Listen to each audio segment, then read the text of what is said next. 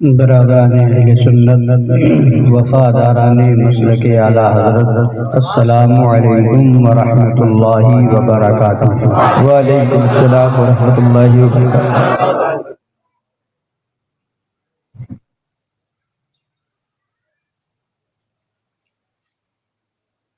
الحمدللہ ذی الجلالہ، والصلاة والسلام علی صاحب الرسالہ، وعلى آلہ واصحابہ ومجتہدی ملتہ اولی الایدی والابصار والنبالہ، اما بعد فاعوذ باللہ من الشیطان الرجیم، بسم اللہ الرحمن الرحیم، ورفعنا لک ذکرک، سبحان اللہ۔ صدق اللہ مولانا العظیم، وبلغنا رسولہ النبی الامین الحبیب الکریم، سبحان اللہ۔ ونحن على ذلك لمن الشاہدین والشاکرین، والحمد للہ رب العالمین۔ سنیم من نعرے اللہ اکبر میزنم، دم زبو بکر و عمر عثمان حیدر میزنم، سبحان اللہ۔ قادریم نعرے یا غوث اعظم میزنم، دم ز شیخ احمد رضا خان قطب عالم میزنم، رضویم من نعرے یا اعلی حضرت میزنم، دم ز شیخ حشمت علی خان فرد عالم میزنم۔ آئیے کچھ سننے اور سنانے سے پہلے ہم اور آپ مل کر اپنے آقا و مولا لمبے لمبے ہاتھوں سے بھیگ دینے والے، سنہری جالیوں میں آرام فرمانے والے، اندھیری قبر میں کام آنے والے، مکان والے لا مکان والے، عرب والے عجم والے، شفاعتی لأہل الکبائر کا نغمہ جافزہ سنانے والے، میدان محشر میں ہم گناہگاروں، سیاہکاروں، بدکاروں کو بخشوانے والے، جہنم سے بچانے والے، جنت میں لے جانے والے، جام کوثر بھر بھر کے پلانے والے، پل صراط سے گزرتے وقت ہم گناہگاروں کے لیے رب سلم کی صدائیں لگانے والے،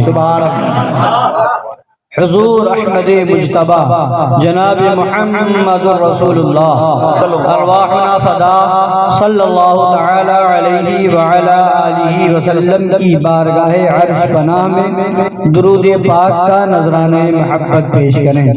اللہم صلی علی سیدنا ویبدنا وشفیعنا وحبیبنا ومولانا محمد معدن الجود والکرم، وآلہ الکرام وابنہ الکریم وامتہ الکریمۃ وبارک وسلم۔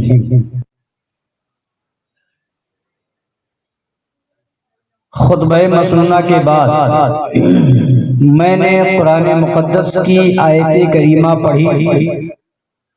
اللہ تبارک و تعالی فرماتا ہے وَرَفَعْنَا لَكَ ذِكْرَكَ، سبحان اللہ۔ ابھی آپ نے مجھ سے قبل حضرت ناشر مسلک اعلی حضرت خلیفہ شیر ہندوستان حضرت مولانا حافظ و قاری گلزار صاحب قبلہ دامت برکاتہم العالیہ اور اپنے امام صاحب قبلہ سے بھی بہترین خطاب سماعت فرمایا، سبحان اللہ۔ اور سب کا نچوڑ اور سب کا لب لباب اور سب کا خلاصہ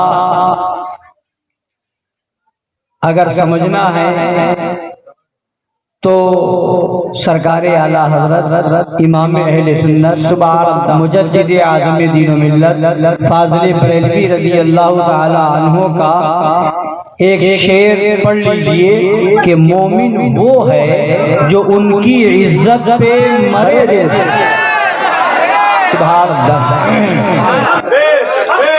مومن وہ ہے جو ان کی عزت پہ مرے دل سے تعظیم بھی کرتا ہے نجدی تو مرے دل سے، جی تعظیم بھی کرتا ہے نجدی تو مرے دل سے۔ جب کہیں پھنس جاتا ہے تو پھر مرے ہوئے دل سے مجبوری میں جی کھڑا بھی ہو جاتا ہے۔ جی جی اور بہت سے ایسے مقامات ہیں جہاں کھڑا ہونا ہی پڑتا ہے۔ جی جی جی جی اب بات یاد آ گئی، ابھی آپ بہت دیر سے سرکار شیر ہندوستان کا ذکر سن رہے ہیں، چونکہ شیر کا بیٹا شیر ہی ہوتا ہے، سبحان اللہ۔ وہ رضا کے شیر کا شیر ہے۔ آپ نے مظہر اعلیٰ حضرت شیر پیش اہل سنت رضی اللہ تعالیٰ عنہ کے واقعات بھی بہت سنے ہوں گے، اور حاضر جوابی کا تو خیر جوابی نہیں۔ سبحان اللہ۔ اب مرے دل سے کھڑے ہونے پر ایک بات یاد آ گئی، وہابیوں کو دیکھا ہوگا، دیوبندیوں کو دیکھا ہوگا کہ جب کہیں پھنس جاتے ہیں سنیوں کی محفل میں تو سر جھکا کے، جب سب کھڑے ہوتے ہیں تو سر جھکا کر کے کہیں یہ بھی کھڑے ہو جاتے ہیں، بھلے زبان سے کچھ نہ پڑھے۔ اور جب کوئی ہوشیار سنی ہوتا ہے جس کو شک ہو جاتا ہے، اس کی طرف اگر گھرنے لگتا ہے تو کہیں کہیں ہونٹوں کو ہلانے بھی لگتے ہیں۔ جی جی جی تو بہرحال تو بات یہ آئی کہ سرکار شیر ہندوستان کی بمبئی میں ایک جگہ وہابی مولوی نے تقریر کی اور کہا کہ آپ لوگ کھڑے ہو کے سلام پڑھتے ہیں، اگر آپ ثبوت دے دیں کہ غوث اعظم نے کھڑے ہو کر کے سلام پڑھا ہو تو ہم بھی پڑھیں گے۔ واہ واہ واہ۔ دیوبندیوں کا چال دیکھیے، جی جی جی جی دیوبندیوں کی چال دیکھیے کیسے مطلب بہکا رہے ہیں کہ غوث اعظم کا حوالہ لا کر کے غریب نواز نے اگر کھڑے ہو کر کے سلام پڑھا ہوگا تو ہم بھی پڑھیں گے۔ اس طرح کی بات اب یہ تو سوال کر کے لوگوں کو اسی طریقے سے نئی نئی باتیں لا کر کے گمراہ کرنے کی کوشش کرتے ہیں۔ تو اس طرح سے اب سنیوں کے اندر بھی ایک بات پیدا ہوئی کہ ہاں ایک بات تو ہے کہ غوث اعظم نے کھڑے ہو کے سلام پڑھا ہے کہ نہیں پڑھا، اس کا ثبوت لایا جائے۔ سرکار غریب نواز نے کھڑے ہو کر کے سلام پڑھا ہے کہ نہیں پڑھا ہے، اس کا ثبوت لایا جائے۔ تو اب اس کا ثبوت کہاں سے لایا جائے گا؟ جواب دینے کے لیے اسی رضا کے شیر کے شیر ہندوستان کو بلایا، اعلان دے دیا گیا، مجمع پہنچ گیا، اور اس کے بعد سرکار شیر ہندوستان کا جواب سنیے۔ ایسا جواب کیا ہے کہ اس کا تو کسی طریقے سے انکار ممکن ہی نہیں ہو۔ جی جی بے شک سبحان اللہ۔ فرمایا کہ سوال یہ ہے کہ غوث اعظم نے نبی پر سلام کھڑے ہو کر کے پڑھا یا نہیں پڑھا؟ سرکار غریب نواز نے نبی پر کھڑے ہو کر کے سلام پڑھا یا نہیں پڑھا؟ اگر انہوں نے پڑھا ہوگا تو ہم بھی پڑھیں گے۔ تو حضور سرکار شیر ہندوستان نے مجمع سے پوچھا، یہ بتاؤ غوث اعظم نے تراویح پڑھی کہ نہیں پڑھی؟ سرکار غریب نواز نے تراویح پڑھی کہ نہیں پڑھی؟ اور تراویح کھڑے ہو کے پڑھی جاتی ہے یہ بیٹھ کر؟ بولیے۔ تو سارے مجمع نے کہا غوث اعظم نے بھی تراویح پڑھی ہے، سرکار غریب نواز نے بھی تراویح پڑھی ہے، اور کھڑے ہو کر کے پڑھی ہے۔ تو حضور شیر ہندوستان نے فرمایا کھڑے ہو کر کے پڑھی ہے، تراویح پڑھی ہے، اسی قرآن اس میں قرآن کی تلاوت کی ہے، تو اسی قرآن میں تو ہے وَسَلَامٌ عَلَى الْمُرْسَلِينَ۔ سبحان اللہ سبحان اللہ سبحان اللہ۔ سلام ہو سارے رسولوں پر، تم صرف نبی کی بات کرتے ہو، غوث اعظم نے تو کھڑے ہو کر کے سارے رسولوں پر سلام پڑھا ہے، غریب نواز نے کھڑے ہو کر کے سارے رسولوں پر سلام بھیجا ہے، اور ایسے ہی نہیں نماز کی حالت میں پڑھا ہے، نیت پاک کر کے پڑھا ہے، خدا کی عبادت کی نیت سے مسجد میں محراب میں کھڑے ہو کر کے پڑھا ہے، تو جو سلام مسجد میں محراب میں نیت پاک کے نماز میں پڑھا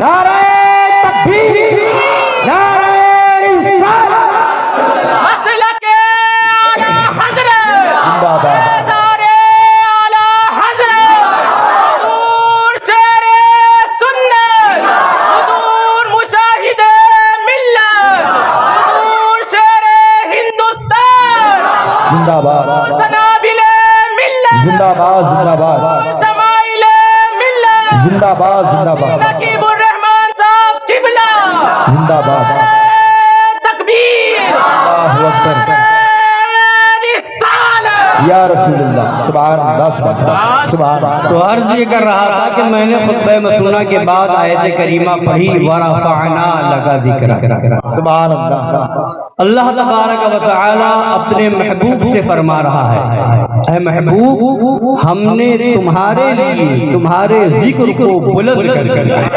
سبحان اللہ، اور قرآن پاک پڑھتے جائیں، نبی کی عظمت سمجھ میں آتی جائے۔ نبی کو سمجھنا ہے تو قرآن سے سمجھو، نبی کی عظمت کو سمجھنا ہے تو قرآن کو پڑھو، نبی کی شان و شوکت کو سمجھنا ہے تو قرآن کو پڑھو۔ اللہ نے جس نبی کے ذکر کو بلند کر دیا، اس نبی کا ذکر کوئی مٹا سکتا ہے؟ نہیں۔ کوئی کم کر سکتا ہے؟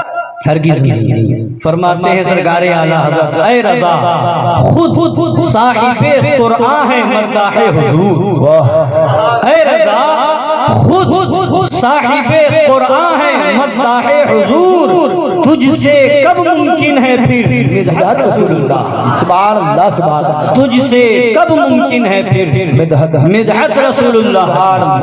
تو اللہ تبارک و تعالی نے فرمایا وَرَفَعْنَا لَكَ ذِكْرَكَ، اے محبوب ہم نے تمہارے لیے تمہارے ذکر کو بلند کیا۔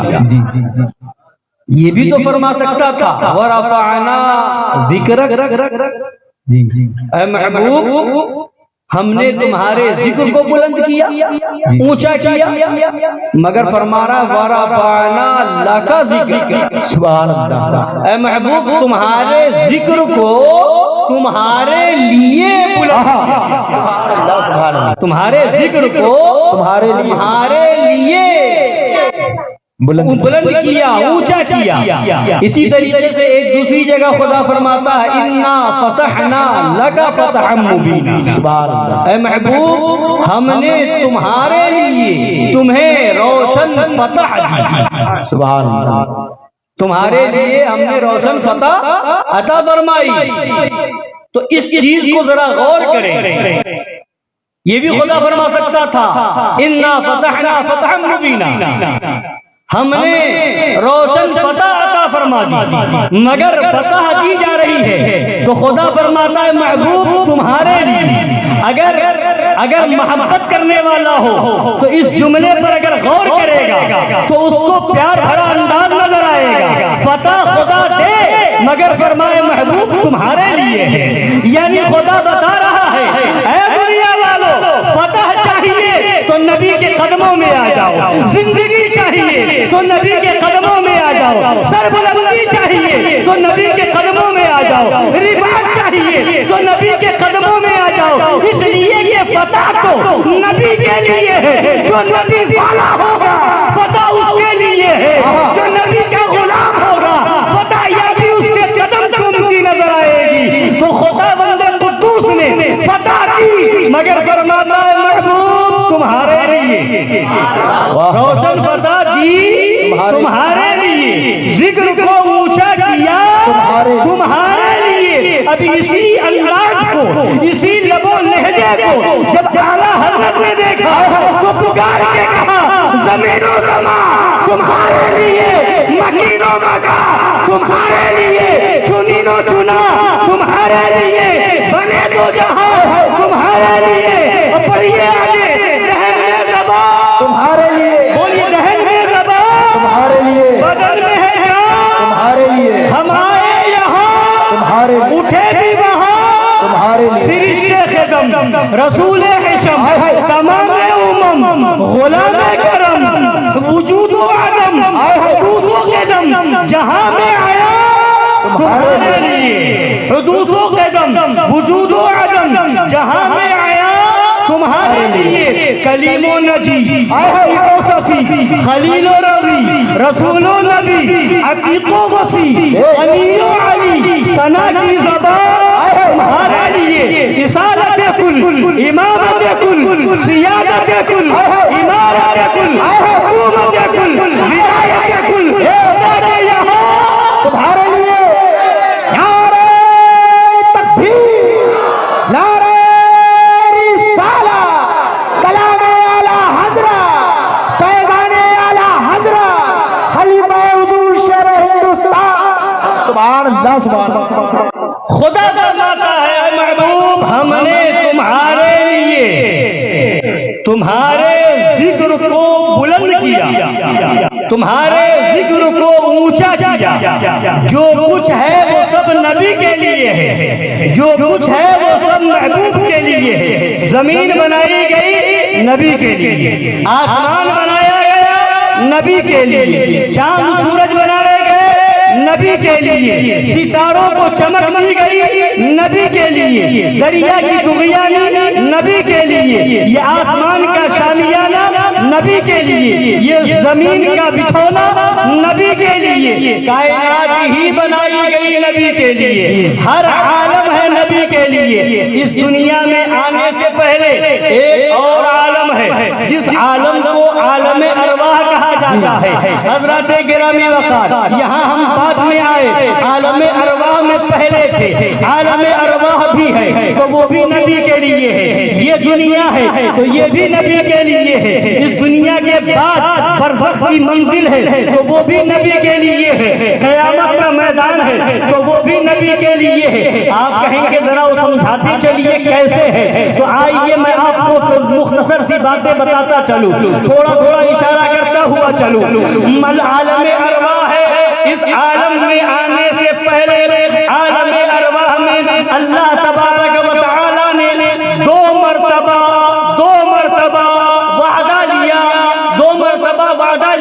ایک مرتبہ وعدہ لیا اپنے لیے، اپنے رب ہونے کا وعدہ لیا، کیا مجھے اپنا رب مانو گے کہ نہیں مانو گے، اور ایک مرتبہ وعدہ لے رہا ہے تو اپنے محبوب کے تعلق سے وعدہ لے رہا ہے، مگر فرق سمجھتے چلیے، ایک مرتبہ وعدہ لیا تو اپنے رب ہونے کے تعلق سے وعدہ لے رہا ہے اور فرماتا ہے الستو بربکم، کیا میں تمہارا رب نہیں ہوں؟ تو ساری روحوں نے جواب دیا تھا بلا، کیوں نہیں مولا تو ہمارا رب ہے۔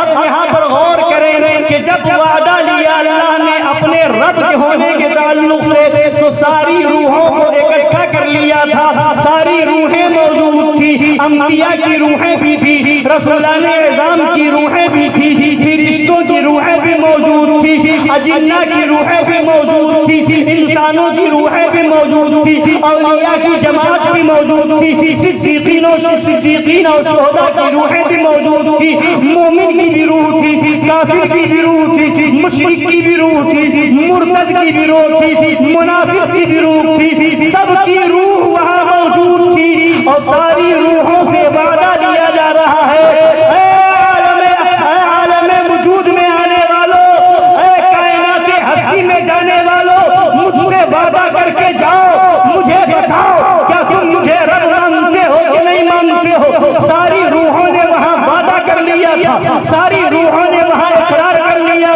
تھا، اے مولا تو میرا رب ہے، تو ہی تو میرا خالق ہے، تو ہی تو میرا مالک ہے، تو ہی میرا رب ہے۔ ساری روحیں اکٹھا تھی، سب نے جواب دیا، مگر دوسری مرتبہ ایک اور وعدہ لے رہا ہے، اور وہ وعدہ اپنے لیے نہیں اپنے محبوب کے لیے لے رہا ہے، مدینے کے تاجدار کے لیے لے رہا ہے، آمنہ کے لال کے لیے لے رہا ہے، اپنے لیے وعدہ لینا ہوا، ساری روحوں کو اکٹھا فرما دیا، مگر جب محبوب کی باری آئی تو سب کو کنارے کر دیا۔ اب نہ یہاں کافروں کی روح ہوگی، نہ عام مومنین کی روح ہوگی، نہ اولیاء و صالحاء کی روحیں ہوں گی، اگر ہوں گی تو صرف نبیوں کی روحیں ہوں گی، صرف انبیاء کی جماعت ہوں گی۔ اب وہاں وعدہ لیا جا رہا ہے، خدا فرماتا ہے وَإِذْ أَخَذَ اللَّهُ مِيثَاقَ النَّبِيِّينَ لَمَا آتَيْتُكُم آتيتكم من كتاب وحكمة ثم جاءكم رسول مصدق لما معكم لتؤمنن به ولتنصرن قال أقررتم وأخذتم على ذلكم إصري قالوا أقررنا قال فاشهدوا وأنا معكم من الشاهدين. سبحان اللہ سبحان اللہ سبحان اللہ سبحان پورے معاملے کو خدا نے اس آیت کریمہ میں بیان فرمایا. سبحان اللہ. خدا فرماتا ہے یاد کرو جب اللہ نے نبیوں سے نبیوں کا عہد لیا تھا لما آتیتکم من کتاب و حکمہ جو میں تمہیں کتاب اور حکمت دوں ثم جاءکم رسول مصدق لما معکم پھر میرا رسول تمہارے پاس تشریف لائے تمہاری کتابوں کی تصدیق فرماتے ہوئے لَتُؤْمِنُنَّ بِهِ تو تم سب ضرور ان پر ایمان لانا. سبحان اللہ. وَلَتُؤْمِنُنَّ بِهِ وَلَتَنْصُرُنَّ ضرور ان پر ایمان لانا اور ضرور ان کی مدد کرنا. کس سے فرمایا؟ بھول گئے؟ بولیے زور سے بولیے. سارے نبیوں سے اپنے رسول کے بارے میں لَتُؤْمِنُنَّ بِهِ وَلَتَنْصُرُنَّ. اب یہاں تفصیل کروں گا تو وقت لگے گا. سرکار اعلیٰ حضرت نے بڑے پیارے نکات بیان فرمائے ہیں کہ ایک تو نبیوں سے وعدہ لیا جا رہا ہے جی جو معصوم ہیں جن سے غلطی ممکن ہی نہیں بے شک وعدہ خلافی کر ہی نہیں بے سکتے شک معصوم ہے ان سے وعدہ لیا جا رہا ہے اور اس میں بھی تاکید در تاکید. جی جی لَتُؤْمِنُنَّ لام بھی تاکید کے لیے نون بھی تاکید کے لیے اور تاکید کے لیے خفیفہ بھی نون آتا ہے ثقیلہ بھی آتا ہے. یا نون ثقیلہ زیادہ تاکید جس میں ہوتی ہے وہ نون ثقیلہ استعمال کیا گیا. گرامر کے معاملات ہیں آپ ہر کوئی سمجھ نہیں پا رہا آگے بڑھیے. یعنی تاکید پر تاکید ہے. وہ انبیاء سے وعدہ وہاں تو بغیر تاکید کے ہی وعدہ لے لیا جاتا وہی کافی تھا. ان کا وعدہ خلافی کرنا تو ممکن ہی نہیں ہے مگر وعدہ لیا جا رہا ہے تو تاکید کر تاکید کے ساتھ. اور ابھی جواب بھی ان کا نہ ملا تھا کہ خدا بندے قدوس آگے فرماتا ہے ارے خدا اقررتم جلدی بولو کیا تم نے اقرار کیا. یعنی خدا جلدی بلا رہا یہ فرما دیا لَتُؤْمِنُنَّ بِهِ وَلَتَنْصُرُنَّ ذمہ داری دے دی ضرور ایمان لانا ضرور مدد کرنا مگر ابھی جواب نہ آنے پایا تھا کہ خدا فرماتا ہے بتاؤ تو صحیح اقررتم کیا تم نے اقرار کیا وَأَخَذْتُمْ عَلَىٰ ذَلِكُمْ إِصْرِي اور اس پر میرا بھاری ذمہ تم نے لیا. اب انبیاء کی جماعت نے جواب دیا سبحان اللہ سبحان اللہ. قالوا اقررنا. انبیاء کرام نے کیا کہا؟ ہم نے اقرار کیا. سبحان ہم نے اقرار اقرار کروا لیا اللہ نے. اب ہوتا کیا ہے کہ اگر کسی کو کوئی چیز دی جائے ذمہ داری دی جائے حضرت قاری گلزار صاحب قبلہ جو ہے آزاد بھائی سے یا عمران بھائی یا اور کسی سے یہ کہیں کہ یہ آپ اقرار کیجئے ذمہ لیجیے انہوں نے لے لیا. اب ذہن میں آئے گا کہ ایسا نہ ہو کہ یہ وقت پر مکر جائیں انکار کر بیٹھے تو اب وہاں پر امام صاحب کو بھی بلا لیں گے اور محسن صاحب کو بھی بلا لیں گے کہ آپ گواہ ہو جائیے یہ وعدہ لیا ہے یہ انہوں نے اقرار کیا. یہ کب ہوتا ہے؟ جب یہ ہو کہ ہو سکتا ہے یہ مکر جائے جی جی جی تب گواہ بنایا جاتا ہے. جی جی مگر وہاں انبیاء کی جماعت ہے وہاں ان کا مکرنا انکار کرنا دنیا میں آنے کے بعد وعدہ خلافی کرنا ممکن ہی نہیں ہو ہی نہیں سکتا. وہ دنیا میں آ کر کے انکار کرے مکر جائے مگر پھر بھی آگے خدا فرماتا ہے جب انبیاء سے پوچھا انبیاء نے کہا اقررنا تو خدا فرماتا قال خدا نے فرمایا فاشهدوا. اب اقرار کر لیا آپ اپنا گواہ بھی ہو جاؤ آپس میں گواہ بھی ہو جاؤ آپس میں گواہ بھی ہو جاؤ. اور اپنے محبوب کی شان بتا رہا ہے انبیاء کرام سے اقرار بھی لے لیا آپس میں گواہ بھی کر دیا اور آگے فرماتا وانا معکم من الشاہدین، اور میں بھی تمہارے ساتھ گواہ ہوں، خدا خود گواہ۔ اب یہاں پر بتانے کی بات یہ ہے، کہنا یہ چاہ رہا ہوں کہ جب اپنے لیے وعدہ لے رہا تھا تو ساری روحوں کو اکٹھا کر کے لے رہا تھا، ان میں وہ بھی تھے جو دنیا میں آنے کے بعد اپنے اقرار پر قائم رہنے والے تھے، وہ لوگ بھی تھے جو آنے کے بعد مکر جانے والے تھے، وہ لوگ بھی تھے وہاں وعدہ کر چکے یہاں دنیا میں آنے کے بعد کہیں پتھر کو خدا مانیں گے، کہیں بت کو، کہیں جو ہے درخت کو خدا مانیں گے، کہیں دریا کی طغیانی دیکھ کر کے اسے خدا مان بیٹھیں گے، کہیں سورج کے سامنے ہاتھ جوڑتے نظر آئیں گے۔ یعنی دنیا میں آ کر کے انکار کرنے والے، وعدہ خلافی کرنے والے بھی تھے، مگر اپنے لیے وعدہ لیا تو جانتا تھا کہ یہ مکر جائیں گے، اقرار کرنے کے بعد انکار کر بیٹھیں گے، مگر وعدہ لے رہا ہے تو ان سے بھی لے رہا ہے۔ اور محبوب کی باری آئی تو صرف انکار کرنے والوں کو الگ نہ کیا، بلکہ جس کے اندر انکار کرنا ممکن تھا، امکان جس کا تھا کہ مکر سکنے کی صلاحیت تھی، اسے بھی الگ کر دیا، ان لوگوں کو رکھا جن کا انکار ممکن ہی نہیں ہے، وعدہ خلافی ہو ہی نہیں سکتا، ہو ہی نہیں سکتی، غلطی ممکن ہی نہیں ہے، ان کا دنیا میں آ کر کے مکرنا ممکن ہی نہیں ہے۔ ایسی جماعت کو بلا کر کے وعدہ لے رہا ہے، مطلب کیا ہے؟ مطلب یہ ہے کہ خدا بتا رہا ہے، اے دنیا والوں، میرے محبوب کی شان تم سمجھ لو، جب میری باری تھی تو مجھے یہ گوارا تھا کہ میرا اقرار کرنے کے بعد وہ دنیا میں جا کر کے بھلے مکر جائے، مگر محبوب کے تعلق سے وعدہ کر کے جائے اور مکر جائے، یہ مجھے گوارا نہیں ہے۔ وعدہ لیا جائے گا تو اس جماعت سے لیا جائے گا جس جماعت کا انکار کرنا ممکن ہی ہے۔ سبحان نعرہ تکبیر، نعرہ رسالت، مسلک اعلی حضرت، عشق محبت، عشق محبت، پیار محبت، پیار محبت، فیضان شیر سنت، خلیفہ حضور شیر ہندوستان، نعرہ تکبیر، نعرہ رسالت، سبحان اللہ، سبحان اللہ۔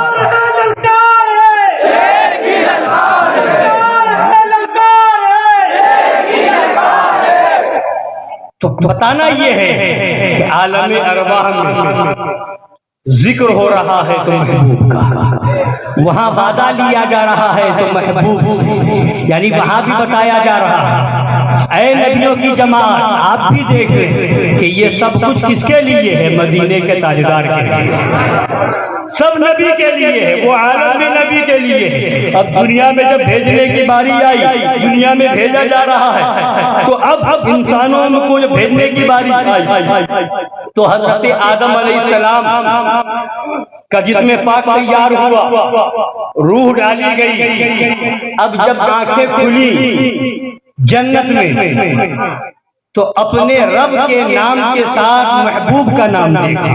سبحان اللہ۔ دنیا میں آئے، اب خدا کی بارگاہ میں استغفار کر رہے ہیں تو محبوب کا وسیلہ دے رہے ہیں۔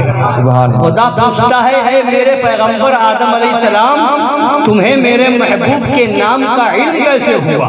تو حضرت آدم علیہ السلام عرض کرتے مولا جنت میں جب میں نے آنکھیں کھولی تھی تو تیرے نام کے ساتھ محبوب کا نام دیکھا تھا، محمد رسول اللہ کا نام پاک موجود تھا، تو میں نے جان لیا کہ ہو نہ ہو تیری بارگاہ میں سب سے زیادہ محبوب اگر کوئی ذات ہے تو یہ یہی ذات ہے، یعنی بتا دیا جنت میں ہے تو وہاں محبوب کا نام ہے، عرش پر ہے تو محبوب کا نام ہے، اور فرش پر ہے تو محبوب کا نام ہے، یعنی اللہ تبارک و تعالی نے بتا دیا اے آدم جان لو کہ یہ جنت بنی ہے تو نبی کے لیے بنی ہے، یہ حوریں ہیں نبی کے لیے، یہ غلمہ ہے نبی کے لیے، یہ عرش و کرسی ہے نبی کے لیے، یہ لوح و قلم ہے نبی کے لیے، یہ زمین و آسمان ہے نبی کے لیے۔ اب جب یہ دعا کی حضرت آدم علیہ السلام نے تو خدا فرماتا ہے اے میرے پیغمبر آدم علیہ السلام، تم نے میرے ایسے محبوب کا وسیلہ دیا ہے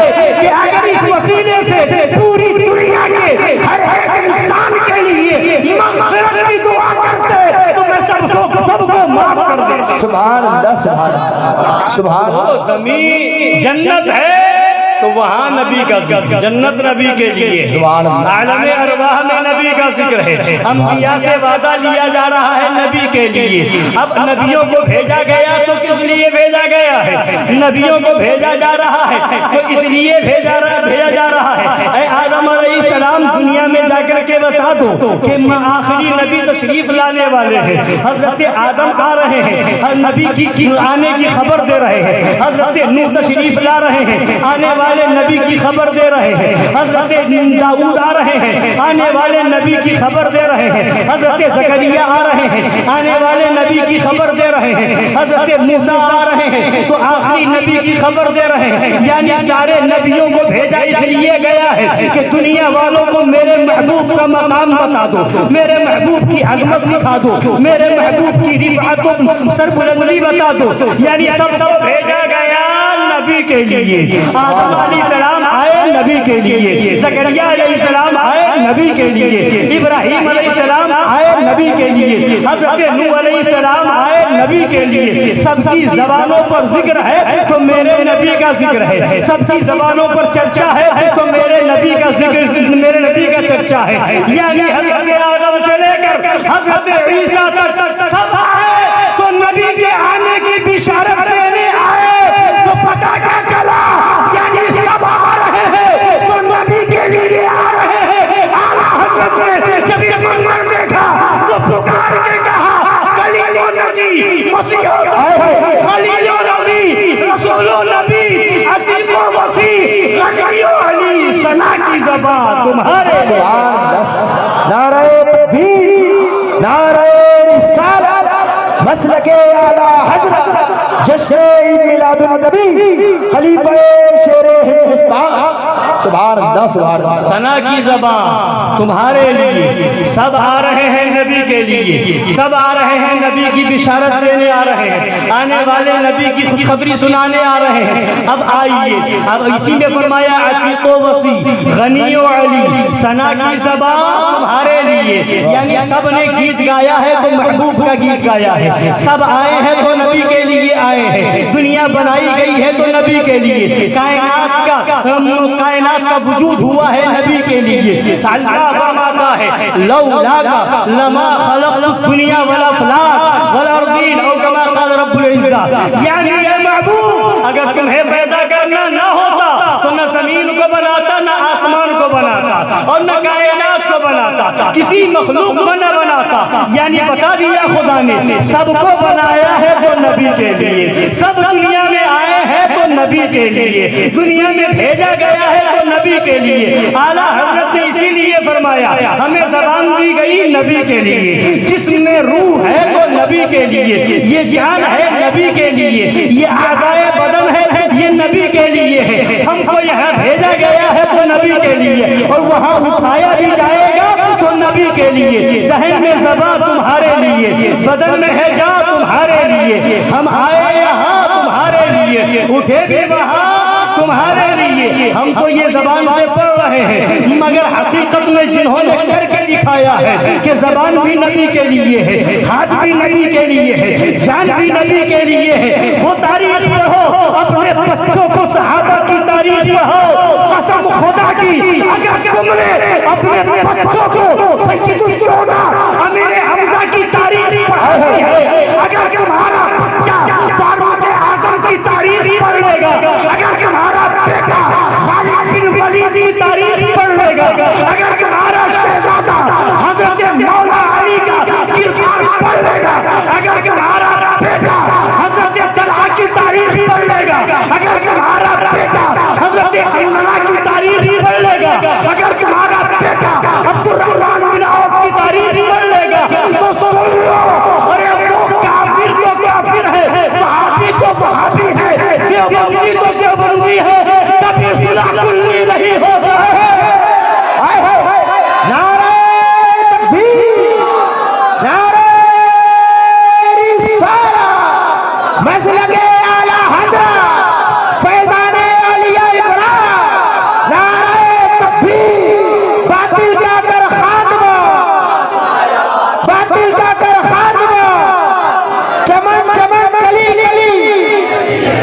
चमक चमक कली कली नारा हैदरी सुभान अल्लाह तारीख सहाबा से अपने शहजादों को अपने बच्चों को रोशनास कराओ।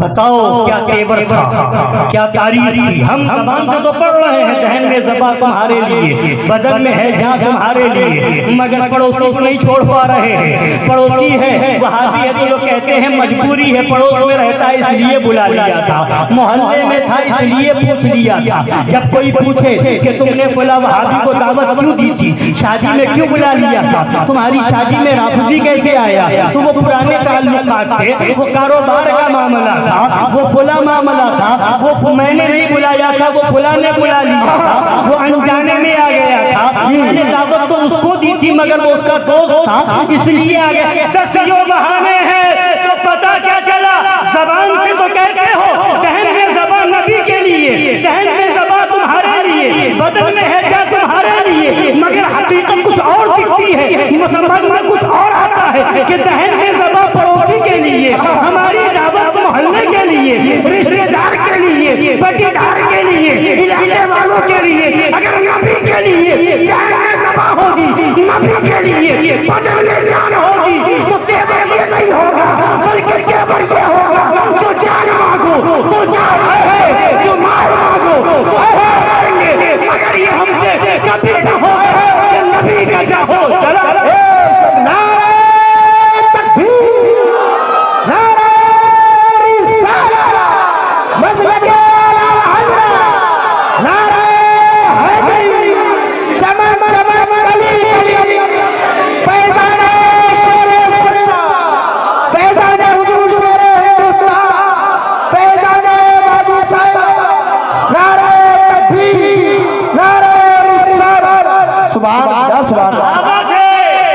जिनका नारा भी था तो किरदार भी था। नबी ने फरमाया जंगे बद्र में चलना है, सहाबा निकल गए, या रसूल अल्लाह हम आए यहाँ तुम्हारे लिए, उठे भी वहाँ तुम्हारे लिए। जंगे उहुद की बारी आई, नबी ने बुलाया चल दिए, या रसूल अल्लाह बदर में है जा तुम्हारे लिए। जंगे खंदक की बारी है, सहाबा चल दिए, या रसूल अल्लाह ये सर भी तुम्हारे लिए, ये बदन भी तुम्हारे लिए, ये जिस्म में जान भी तुम्हारे लिए। मैदान में आ गए, मैं ये देखा कि इधर 313 है और उधर हजारों की तादाद है, इसलिए कि वो जान बचाने जाते ये देखते, वो जान बचाने नहीं गए थे, वो तो इसलिए गए थे या रसूल अल्लाह जान दी गई है आपके लिए, हाथ दिया गया है आपके लिए दिया गया है, सर दिया गया है आपके ऊपर कुर्बान करने के लिए दिया गया है, इसलिए वो जानते थे सब नबी के लिए है, लिहाजा कभी पलट के सवाल न किया। उधर हजारों हजार है, इधर 313 है, मुकाबला कैसे होगा, बल्कि निकल पड़े। जंगे बद्र हो तो ऐलान है या रसूल अल्लाह हम आए यहाँ तुम्हारे लिए। जंगे खंदक है तो सहाबा कह रहे हैं हम आए यहाँ तुम्हारे लिए। जंगे उहुद है तो सहाबा कह रहे हैं हम आए यहाँ तुम्हारे लिए। जंगे यरमूक है, सहाबा निकल पड़े, या रसूल अल्लाह हम आए यहाँ तुम्हारे लिए। जंगे खैबर है, सहाबा निकल पड़े, या रसूल अल्लाह हम आए यहाँ तुम्हारे लिए। औलाद की जरूरत है, औलाद को भी ले चल पड़े, या रसूल अल्लाह औलाद भी आपके लिए है, या रसूल अल्लाह माल की जरूरत है, माल भी हाजिर है, ये भी आपके लिए है। खानदान को छोड़ना है, हमने छोड़ दिया, ये भी आपके लिए है। घर को छोड़ना है, हमने छोड़ दिया, ये भी आपके लिए है। मक्का छोड़ करके मदीना जाना है, या रसूल अल्लाह तैयार है, ये भी आपके लिए। माल आपके लिए, औलाद आपके लिए, जिस्म आपके लिए, जान आपके लिए, खून आपके लिए, मेरी सारी जिंदगी सब कुछ सरमाया आपके लिए है। आप हैं तो सब है, और आपके बगैर हम कुछ नहीं। नारे तकबीर, अल्लाहु अकबर, रिसालत या रसूल अल्लाह, सिद्दीक़ अकबर जिंदाबाद, फारूक आज़म जिंदाबाद, मौला अली जिंदाबाद, सहाबाए किराम, अज़मत अहले बैत अतहार जिंदाबाद,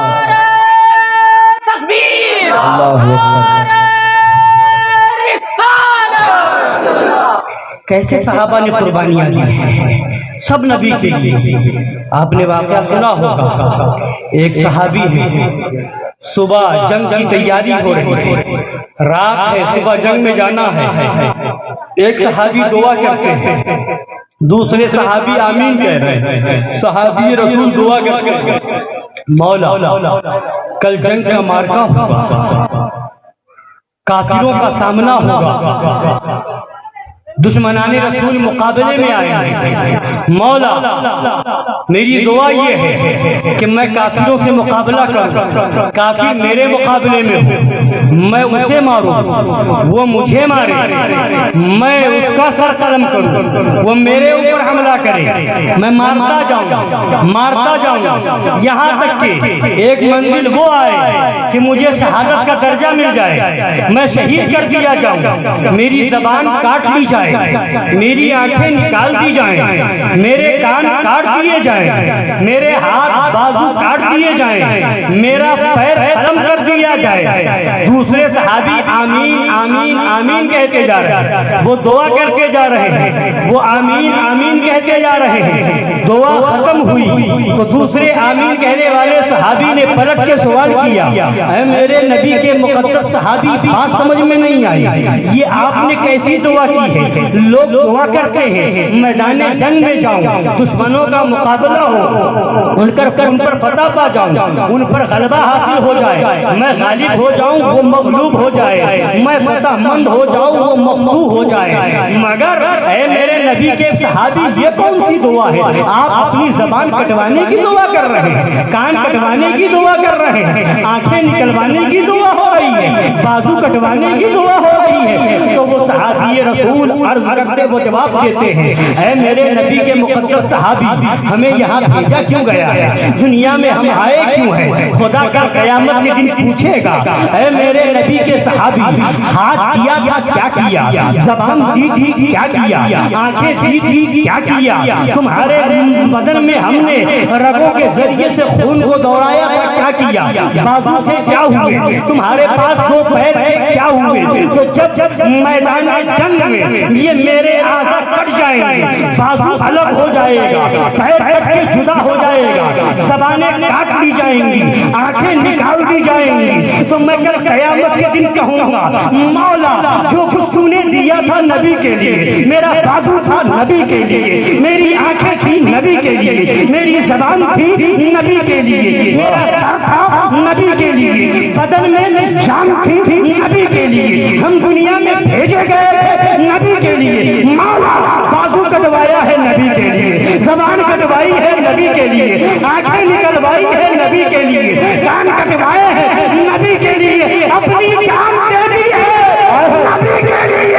اب اعلیٰ حضرت نے جب وہ منظر دیکھا تو پکار کے کہا، اے سنیو، اپنا بھی تیور یہی بناؤ، صحابہ سے تاریخ، صحابہ کی تاریخ پڑھ کے اس کے رسول اپنے اندر پیدا کرو اور نعرہ لگاؤ، دہنے زبان تمہارے لیے، دہنے زبان تمہارے لیے، بدن میں ہے جان، تمہارے لیے، ہم آئے یہاں، تمہارے لیے، اٹھے بھی وہاں، تمہارے لیے، بنے دو جہاں.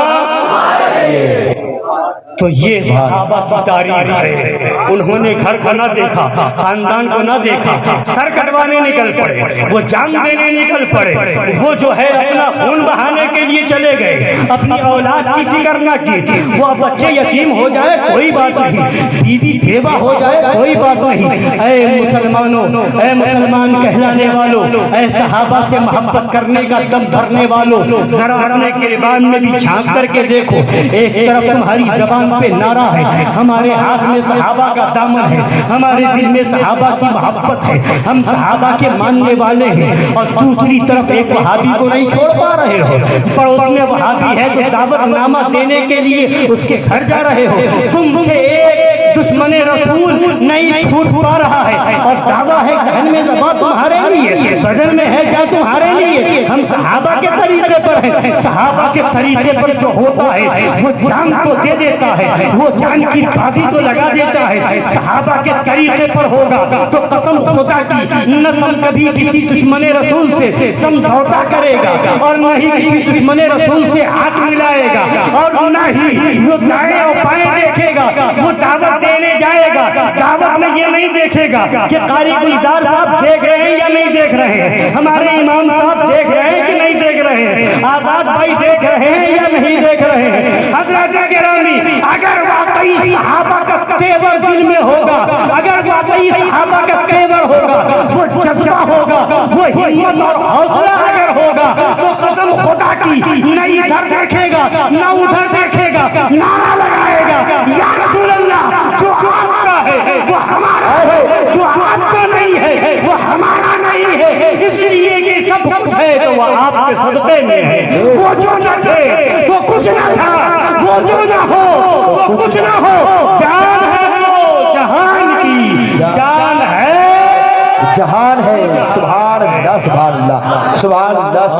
صحابہ کرام تو ہیں ہی، اس زمانے کے صحابہ کرام کے شہزادے بھی ہوا کرتے تھے، نوجوان تو نوجوان ہیں، بچے جنگ بدر ہے، حضرت عبد الرحمن بن عوف بیان کرتے ہیں کہ دو بچے میرے قریب آئے، بچوں کا تیور دیکھیں اس دور کے، دو بچے فرماتے ہیں دو بچے میرے قریب آئے، ایک بچے نے میرے کان میں دھیرے سے پوچھا کہ چچا یہ بتائیے کہ ابو جہل کون ہے، اور دھیرے سے اس لیے پوچھا کہ دوسرا بھائی، تو فرمایا کہ میں نے پوچھا کہ ابو جہل کو پہچان کے کرو گے کیا؟ تو کہا میں نے سنا ہے کہ اس نے میرے نبی کی توہین کی اور میں نے قسم کھا لی ہے کہ یا تو اسے ماروں گا یا جنگ کر کے خود شہید ہو جاؤں گا۔ سبحان اللہ۔ وہ تھا 8-9 سال کے بچوں کا تیور، گستاخ رسول، سن لیا نبی کی گستاخی کی ہے تو یا تو مر جاؤں گا یا مار دوں گا۔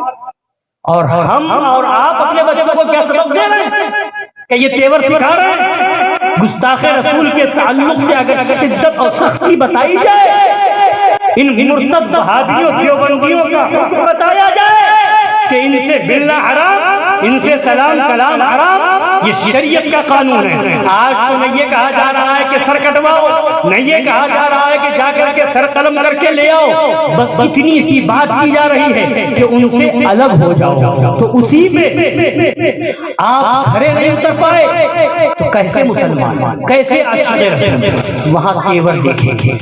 اب اسی لیے میں نے کہا کہ اگر اپنے بچوں کو صحابہ کی تاریخ پڑھا دو گے تو بچہ وہابی تو وہابی، دیوبندی تو دیوبندی، غیر مقلد تو غیر مقلد ہے، صلح کلی بھی نہیں ہوگا۔ جب وہ تیور دل میں ہوگا تو دشمن رسول کا چہرہ دیکھنا تو بڑی بات ہے، دیکھے گا تو نفرت میں پھوکے بغیر نہ رہے گا۔ جی جی جی بے شک۔ اگر وہ عشق رسول کو ہو، وہ محبت رسول کو دل میں ہو تو اس بچے نے پوچھا، فرماتے ہیں تو میں نے بتا دیا اشارہ کر کے کہ وہ ابو جہل کھڑا تھا۔ دوسرے بچے نے پھر میرے کان میں پوچھا دھیرے سے کہ چچا ابو جہل کون ہے؟ فرماتے میں نے ان سے بھی پوچھا بیٹا ابو جہل کے بارے میں جان کے کیا کرو گے؟ تو اس بچے نے بھی جواب دیا کہ میں نے سنا ہے کہ وہ میرے نبی کا گستاخ ہے اور میں نے قسم کھائی کہ جنگ کے میدان میں جا کر کے یا تو اسے مار دوں گا یا خود جان دے دوں گا، واپس نہیں آؤں گا بغیر اس کی جان لیے ہوئے یا جان لیے ہوئے۔ اب یہ تیور فرماتے ہیں ان دونوں کا نام کیا تھا؟ ایک کا نام حضرت معاذ ہے اور ایک کا نام حضرت معوذ ہے۔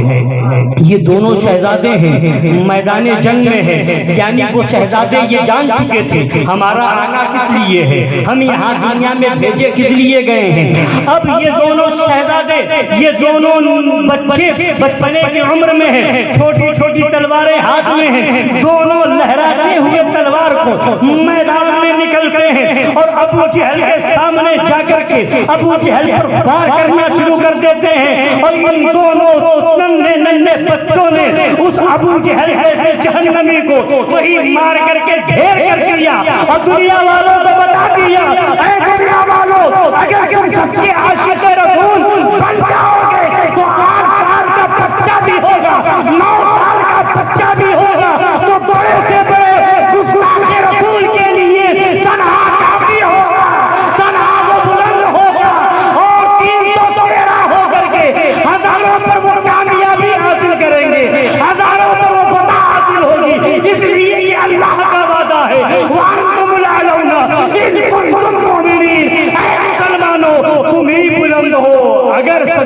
مومن ہو تو ایمان والے تو بن جاؤ، غلبہ دینا تو اللہ کے دستے قدرت میں ہے، فتح مندی تو دے عطا فرمانے والا اللہ تبارک و تعالی ہے، مگر افسوس صد افسوس آہر اسلام تیرے چاہنے والے نہ رہے، جن کا تو چاند تھا افسوس وہ حالے نہ رہے۔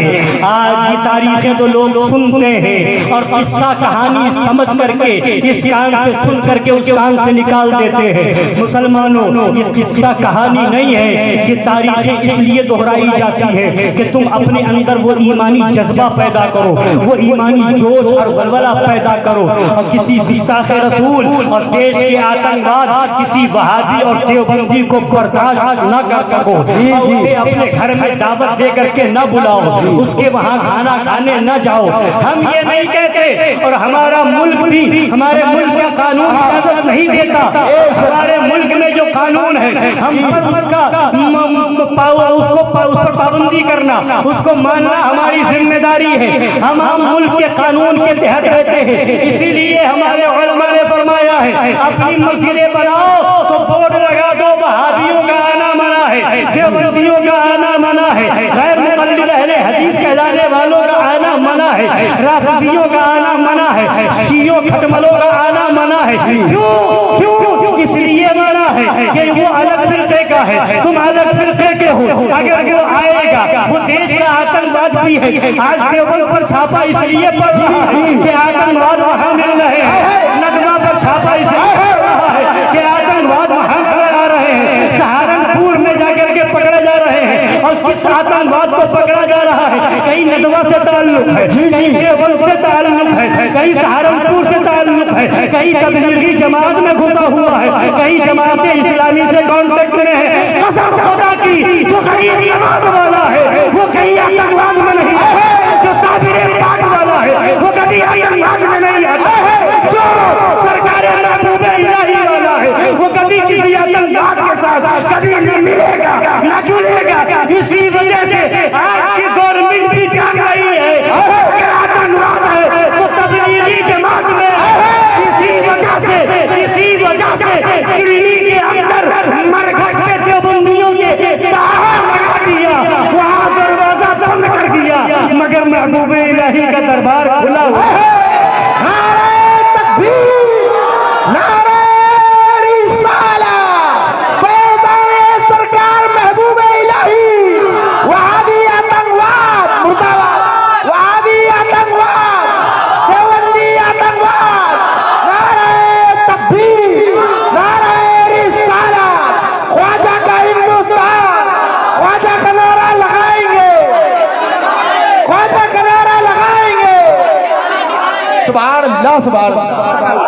تو آج بہت سے مولویوں کی زبان تو نہیں کھل رہی ہے، بیان کرنے کی طاقت نہیں ہو رہی ہے، مگر خدا بندے قدوس قادر مطلق ہے، ان آتنکواد کو جانتے ہوئے تم پردہ پوشی کر رہے ہو، سنا کلی مولویوں نہیں بتا رہے ہو تو تم نہ بتاؤ، اللہ تعالیٰ جس سے چاہے گا پہچنوا دے۔ تم نہیں بتاؤ گے آتنکواد کون ہے تو بی جے پی والا بتائے گا آتنکواد کون ہے، بجرنگ دل والا بتائے گا آتنکواد کون ہے۔ بی جے پی والوں کو بھی، آر ایس ایس والوں کو بھی سمجھ میں آ گیا، کئی لوگوں کا بیان ویڈیو کے ذریعے سے آ چکا ہے، اور لوگوں نے، غیر مسلم نے، ہندوؤں نے کہا ہے کہ اگر دیش کو آتنکواد سے بچانا ہے، دیش کو افغانستان بننے سے بچانا ہے، تو تبلیغی جماعت پر پابندی لگانی ہے۔ بے شک، بے شک، بے شک، سبحان اللہ، سبحان اللہ، بے شک۔ غیر کو سمجھ میں آ گیا کہ آتنکواد دیوبند میں ہے، آتنکواد تبلیغی جماعت میں ہے۔ مولویوں سنا، کلی مولویوں، تمہیں نکاح پڑھا کے نذرانہ لینا ہے، اس لیے تم نہ بولو، تمہیں دعوت اڑانی ہے، تم نہ بولو، مگر خدا جس سے چاہے گا بلوا دے گا۔ بے شک، بے شک۔ بی جے پی والوں کی چادریں غریب نواز کی بارگاہ میں جا رہی ہیں، بے شک بے شک اور لکھنؤ کی سرزمین پر حضرت سرکار شاہ مینا کے مزار پاک پر ابھی کام ہوا ہے تو ایک غیر مسلم ہندو نے ایک کام کروایا ہے. مطلب کیا ہے؟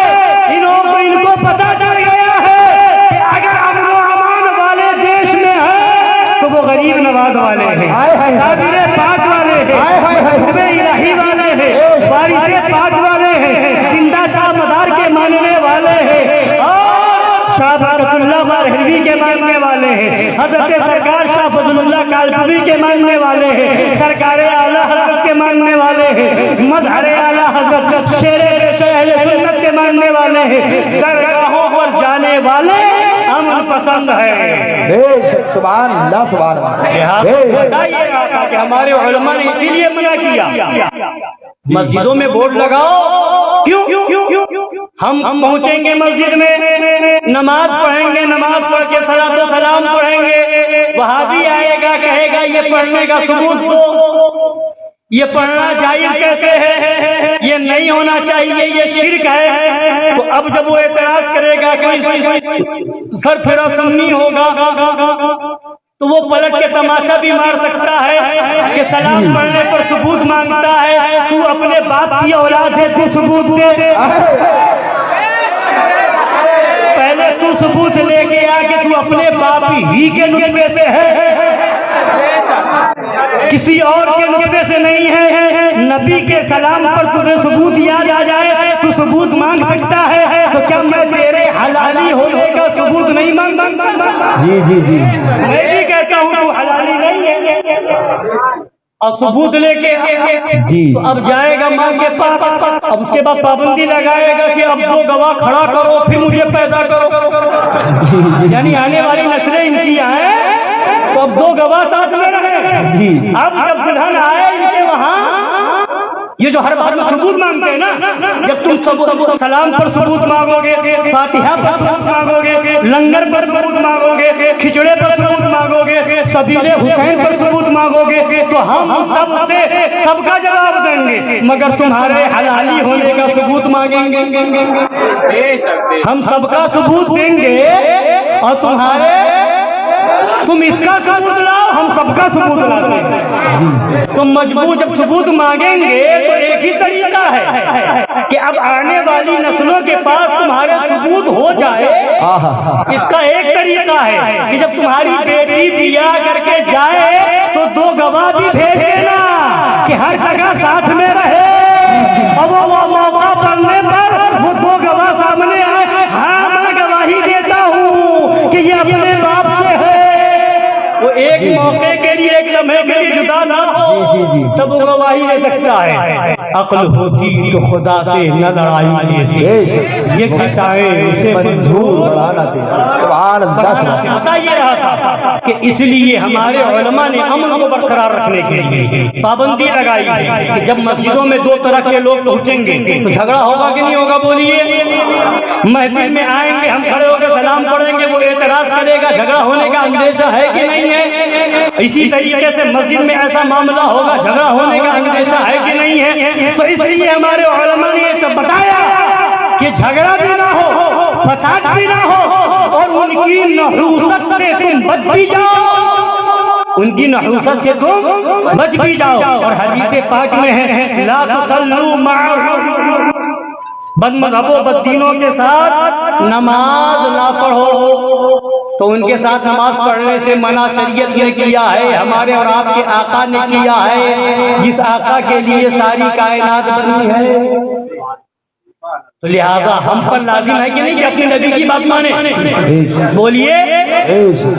حضرت قاری گلزار صاحب, یہ آپ کے امام صاحب یہ کہے کہ وہابیوں کے ساتھ ملو نہیں, جلو نہیں, کھاؤ نہیں, پیو نہیں, تو کہتے ہیں یہ کون سے امام صاحب آ گئے, یہ کہاں سے آ گئے, فلاں امام نے تو کبھی بتایا ہی نہیں, فلاں پیر نے تو کبھی بتایا ہی نہیں, فلاں مفتی نے تو کبھی بتایا ہی نہیں. تو سنو, نہ فلاں پیر کے بات کی شریعت ہے, نہ فلاں مفتی کے شریعت ہے, شریعت رسول پاک کی ہے. بے شک بے شک. ہم اپنے گھر کی بنائے تو ہمارا گریبان پکڑو, اور رسول اپنے پاک کی بنائے تو سر جھکا دو, اور اسی کا نام ایمان ہے.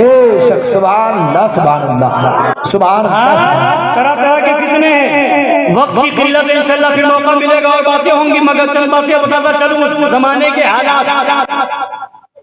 اب نئی نئی جماعتیں نکلی، ہم بھی سنی ہیں، ہم بھی اعلیٰ حضرت والے ہیں، ہم بھی اعلیٰ حضرت والے جی جی ہیں، جی جی سنتوں پر عمل پیرا ہے، ہمیں معلوم ہے کہ امامہ باندھنا سنت ہے، سرما اس طرح سے لگانا سنت ہے، مسواک یوں کرنا سنت ہے، اور ہاتھ ایسے دھونا سنت ہے، کھانا ایسے کھانا سنت ہے، اور رومال ڈال لو آپا بن جاؤ اور کہو کہ یہ سنت ہے وہ سنت ہے، طرح طرح کی سنتیں لاؤ۔ میں کہتا ہوں سب سنتیں ہیں، مگر اس سنت کو کیوں بھول گئے کہ نبی نے مسجد نبوی میں کھڑے ہو کر کے اعلان فرمایا تھا جتنے منافق ہیں وہ مسجد سے نکل جائیں۔ کیا کہنے، سبحان اللہ سبحان جب اللہ۔ منافق نہ نکلے تو نبی نے نام لے لے کر کے بھگایا، بولیے نام لے لے کے بھگایا۔ اچھا آج ایک سوال اور آتا ہے، الحمدللہ یہ خانقاہ حشمتیہ کا فیضان ہے کہ جب حشمتیوں میں شادی ہوتی ہے نا تو کارڈ پہ لکھا جی کہ اس شادی میں کوئی وہابی نہیں آیا، دیوبندی نہیں آیا، رافضی نہیں آیا، قادیانی نہیں آیا، تو وہاں تو دور ہے، ادھر ذرا کلی دیکھتا اس کی کیا ضرورت تھی، یہ کیوں لکھوایا، بولیے آتا ہے نا۔ اور کچھ لوگ تو ایسے ہوتے ہیں بڑے پاک صاف بنتے ہیں اور حقیقت میں معاملہ کچھ اور ہوتا ہے۔ نہیں، جب ہم کسی کو بلائیں گے ہی نہیں، دعوت ہی نہیں دیں گے تو آئے گا کہاں سے؟ جی جی جی آتے لاتے بات، ہم دعوت دیں گے جب آئے گا، دعوت ہی نہیں دیں گے تو آئے گا کہاں سے؟ ہم دعوت نہیں دیں گے، کارڈ پہ لکھوانے کی ضرورت کیا ہے؟ جی جی جی یہ تو یہ لاتے نا، اس کی ضرورت کیا ہے؟ اب سنیے، ضرورت تو بہت کچھ ہے مگر چند باتیں بتاتا چل یہی کہ پہلی چیز، نبی پاک صلی اللہ علیہ وسلم نے مسجد سے منافقین کو بھگایا، بولی ہے نکالا، بھگایا ہے نا ایسا؟ بے شک بے شک۔ تو نبی چاہتے تو جمعہ کے دن اذان سے پہلے اپنے قاصد بھیج دیتے، جی جی فلاں فلاں گھر میں چلے جاؤ، فلاں فلاں سب منافق ہیں، ان سب کو منع کر کے آ جاؤ کہ تم منافق ہو مسجد میں نہ آنا، جی جی جی تم منافق ہو مسجد میں نہ آنا، تم منافق ہو مسجد میں نہ آنا۔ بولی ہوتا تھا ایسا نہیں ہوتا تھا، پہلے منع کر دیتے، مسجد میں آنے ہی نہ دیتے، وہ آتے ہی نہیں، بھگانے کی ضرورت ہی نہیں پڑتی۔ مگر علماء فرماتے ہیں نہیں، مقصود کچھ اور تھا، مقصد کچھ اور تھا، پہلے آنے دیا، پہلے آنے دیا، آ جاؤ، مجمع اکٹھا ہو جانے دو، سارے مدینہ طیبہ کے لوگ ہو جائیں، اکٹھا ہو جائیں، اور پھر سب کے سامنے ذلیل کر کے تمہیں بھگائیں۔ سبحان اللہ۔ وہاں منع کر دیا جاتا مت آنا، نہ آتے مگر ذلت جی جی جی ذلیل نہیں ہوتے، اور یہاں بلایا پھر بھی گالا سب کے سامنے ہوتا ہے نا۔ جی جی جی کبھی کوئی ایسا آ گیا، کسی نے اپنے پکڑ کے کوئی لے آیا دعوت میں کہ چلو ہمارے دوست کے وہاں چلو، اور وہاں معلوم تھا نہیں اس کو کہ بڑا ٹناٹن ہے، آیا اور ٹنگا پیجامہ تھا، پیشانی پہ کالا دھبا تھا، شکل دیکھ کے ہی سمجھ میں آ گئی کہ دل کا دھبا پیشانی پر لگا ہوا ہے۔ جی جی جی تو اب جو ہے سمجھ گئے، اب اس کو وہاں سے نکالا تو لوگ کہتے ہیں نا کہ ارے پہلے ہی منع کر دیتا، نکالا ذلیل کر کے۔ پہلے مطلب کیا ہے؟ پہلے منع کر دیا جائے گا تو ذلیل نہیں ہوگا، جی جی اور مجمع سے نکالا جائے گا تو ذلیل ہوگا۔ تو نبی کو منافقین کو ذلیل کرنا تھا، اس لیے پہلے بلایا۔ تو مقصد کیا ہوا؟ ذلیل کر کے نکالا۔ کس طرح سے نکالا؟ تو ہمارا مقصد ایک تو یہ ہوتا ہے کارڈ میں لکھوانے کا کہ ہماری دعوت، ہماری تقریب، ہماری شادی ان ناپاکوں سے پاک رہے۔ بے شک۔ اور دوسرا مقصد تو کہتے لکھواتے کیوں ہیں؟ تو لکھوانے کا مقصد یہ ہوتا ہے کہ ہم انہیں لکھوا کے ذلیل کرتے ہیں۔ بے شک۔ کیا مقصد ہوتا ہے؟ لکھوا ذلیل کرتے ہیں۔ دشمن رسول کی ذلت ہم ذلت دینا چاہتے ہیں، ذلیل کرنا چاہتے ہیں کہ جتنے لوگ پڑھیں گے جہاں تک کال پہنچے گا ان کی نظر میں وہ ذلیل ہوں گے، اور دشمن رسول کو ذلیل کرنا نبی کی سنت ہے۔ سبحان اللہ سبحان اللہ، دشمن رسول کو ذلیل کرنا نبی کی سنت ہے۔ اگر ذلیل کرنا نہ ہوتا تو پہلے ہی منع کر دیا جاتا۔ تو بہرحال بات یہ ضمن آ گئی، تو سوال یہ تھا کہ ساری سنتیں تمہیں یاد ہیں؟ یہ ہری پگڑی والے جی، یہ پاکستانی تنظیم والے، یہ دعوت اسلامی والے کتاب لکھ رہے ہیں فیضان سنت، 1000 سے زیادہ صفحے کی موٹی کتاب، ساری سنتیں یاد رہی، مگر وہابیوں کو مسجد سے نکالنے کی سنت تمہیں یاد نہ رہی۔ اس لیے یاد نہ رہی کہ یہ مسجد سے نکالنا کسی آپا اور ہجڑے کی بس کی بات نہیں ہے۔ مسجد سے نکالنے کی طاقت اگر ہوتی ہے تو خالد بن ولید کے غلاموں میں ہوتی ہے، اعظم کا تیور رکھنے والوں میں ہوتی ہے، صدیق اکبر کی صداقت کا جلال جس کے اندر ہوگا اس کے اندر یہ طاقت ہوگی۔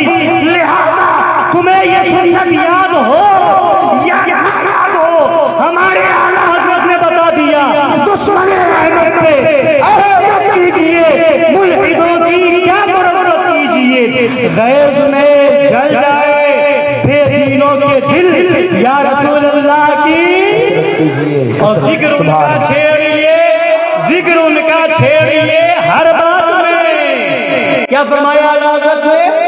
ذکر ان کا چھیڑیے ہر بات میں، چھیڑنا شیطان کا عادت کیجیے، چھیڑنا شیطان کا، تو شیطان صرف وہی نہیں ہے جو دکھتا نہیں ہے، کچھ شیطان دکھتے بھی ہیں۔ جی جی، تو ایک وہ شیطان ہے جو نہ دکھے اسے لاحول پڑھ کے بھگاؤ، واہ، جو شیطان نہ دکھے اسے لاحول پڑھ کے بھگاؤ، اور جو شیطان دکھتا ہے وہ اس سے بڑا ڈھیٹ ہوتا ہے، وہ اتنا بڑا ڈھیٹ ہوتا ہے کہ خود سراپا شیطان ہے، تو خود لاحول تو وہ لاہور سے ہی بھاگے گا، وہ ایسے ہی بھاگے گا کہ شادی کے کارڈ میں بھی لکھواؤ، ختنے کی محفل کرو تو وہاں بھی لکھواؤ، جی، وہاں بھی بتاؤ، اور مہندی کی محفل یعنی گھر میں شادی سے پہلے تقریب ہو تو وہاں بھی بینر لگا دو، میلاد شریف ہو تو وہاں بھی بتا دو، مسجدوں میں بھی بورڈ لگا دو، تاکہ تمہارا گھر بھی پاک رہے، تمہاری مسجد بھی پاک رہے، تمہارا مدرسہ بھی پاک رہے، تمہاری محفل بھی پاک رہے، اور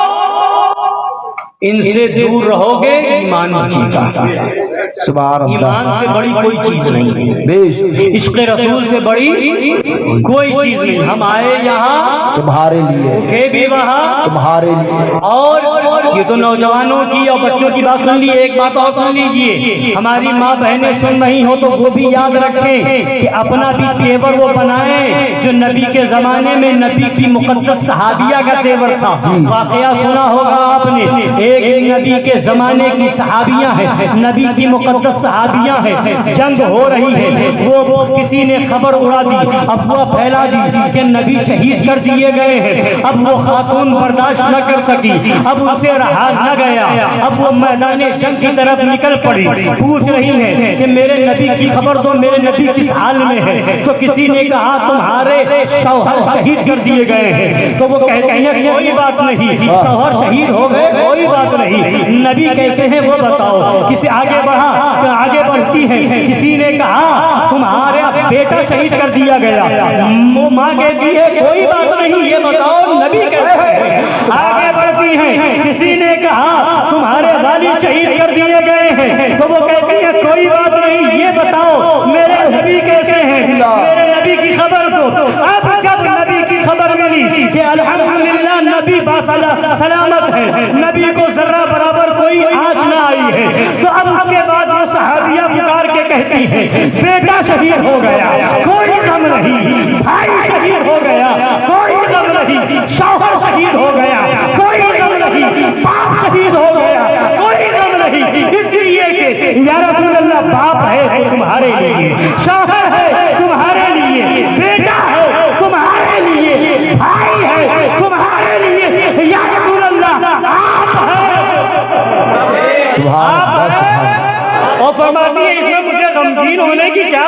ہے، یہ تو میرے لیے فخر کی بات ہے۔ باپ شہید ہو گئے تو میں شہید کی بیٹی ہو گئی، شوہر شہید ہو گئے میں شہید کی بیوی ہو گئی، بھائی شہید ہو گئے میں شہید کی بہن ہو گئی، بیٹا شہید ہو گیا تو میں شہید کی ماں ہو گئی۔ کتنی خوش نصیب ہوں کہ ایک شہید کی بیٹی ہوں، دوسرے شہید کی بیوی ہوں، تیسرے شہید کی بہن ہوں، چوتھے شہید کی ماں ہوں۔ اس سے بڑھ کر کے کیا ہو سکتا ہے؟ میں تو فخر سے کل قیامت میں دن سر اونچا کر کے کہوں گی مولا شوہر تھا تو تیرے محبوب کے لیے، بیٹا تھا تیرے محبوب کے لیے، بھائی تھا تیرے محبوب کے لیے، اور والد تھے تو تیرے محبوب کے لیے، سب کچھ تھا اور میری جان بھی ہے تیرے محبوب کے لیے۔ تو قسم خدا کی وہ نبی کے زمانے کے صحابہ تھے، صحابہ کی اولاد تھی اور صحابہ کی خواتین تھی، جن کا نعرہ یہ تھا دہن میں زباں تمہارے لیے، بدن میں ہے جا تمہارے لیے، ہم آئے یہاں تمہارے لیے، اٹھے بھی وہاں ہمارے لیے۔ سبحان اللہ۔ آئے مسلمانوں، اس نعرے کو، اس نعت کے کلام شعر کو، اس کو صرف زبانی دعویٰ نہ سمجھو، صحابہ نے یہ کر کے دکھایا ہے، بزرگوں نے کر کے دکھایا ہے۔ امام حسین کی تاریخ تو سب کو معلوم ہے، کربلا کے میدان میں پورا خاندان بتا دیا یا رسول اللہ یہ سب آپ کے لیے ہے، علی اصغر بھی آپ کے لیے ہے، علی اکبر بھی آپ کے لیے ہے، قاسم بھی آپ کے لیے ہے، اولو محمد بھی آپ کے لیے ہے، اور شہزاد مسلم بھی آپ کے لیے ہے، مسلم بن عقیل بھی آپ کے لیے ہے، مسلم بن عوسجہ بھی آپ کے لیے ہے، سارے آبان و انصار آپ کے لیے ہے، سب کو قربان اور شہید ہی کروا دیا، آخر میں اپنی جان بھی دے دی۔ یا رسول اللہ ہم بھی آپ کے لیے ہے، اور ہم اپنی جان کو دے دیں گے، خاندان کو دے دیں گے، مگر نبی کی شریعت پر آنچ نہ آنے دیں گے۔ وہاں صرف ایک مطالبہ تھا، فاسق کے ہاتھ میں ہاتھ دے دو سب کی جان بچ جائے گی، مگر فاسق کے ہاتھ میں ہاتھ نہ دیا۔ وہاں فاسق تھا، اس وقت تک یزید پر کفر کا حکم نہیں لگا تھا، حکم کفر کا بعد میں لگا ہے، امام احمد بن حنبل نے لگایا ہے، مگر اس وقت تک کسی نے کافر ہونے کا حکم نہ لگایا تھا۔ امام حسین فاسق کے ہاتھ میں ہاتھ نہ دیا، اور تم کہو ہم حسینی ہیں، اور مرتد کے ہاتھ میں ہاتھ جائے، تم کہو حسینی ہیں، وہابیوں کے ہاتھ میں ہاتھ جائے، تم کہو کیسے حسینی ہو؟ حسینی وہ نہیں ہے، حسینیت یہ ہے کہ سر پر کٹ جائے گا، خاندان کو چلا جائے گا، بیوی بیوہ تو ہو سکتی ہے، بچے یتیم تو ہو سکتے ہیں، ہماری جان تو جا سکتی ہے، مگر کسی مرتد کے ہاتھ میں ہمارا ہاتھ چلا جائے، بولیے۔ سارے بزرگوں کی یہی تاریخ ہے، سارے بزرگوں نے یہی پیغام دیا ہے، اور ہم اس کے مسلک کا نعرہ لگاتے ہیں، مسلک اعلیٰ حضرت کا نعرہ لگاتے ہیں، انہوں نے بھی ہمیں یہی پیغام دیا ہے۔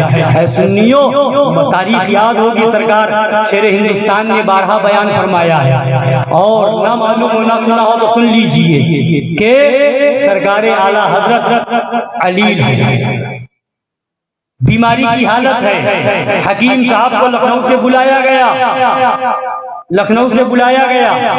اب اس کے بعد حکیم صاحب نے کہا اعلیٰ حضرت سرکار سے کہ ہاتھ دیجئے میں آپ کے نبض کو چیک کروں کیا پوزیشن ہے، تو اب دیکھو اپنے امام کا تیور دیکھو، بیماری کی حالت ہے، علالت کا زمانہ ہے، بستر مرگ پر ہے، شریعت ایسے موقع پر تو اجازت دیتی ہے کہ آپ علاج کے لیے دکھا سکتے ہیں، بتا سکتے ہیں، مگر انہیں ہمارے اور آپ کے ایمان کی فکر کی، کوئی سلاقلی اسے دلیل نہ بنا لے۔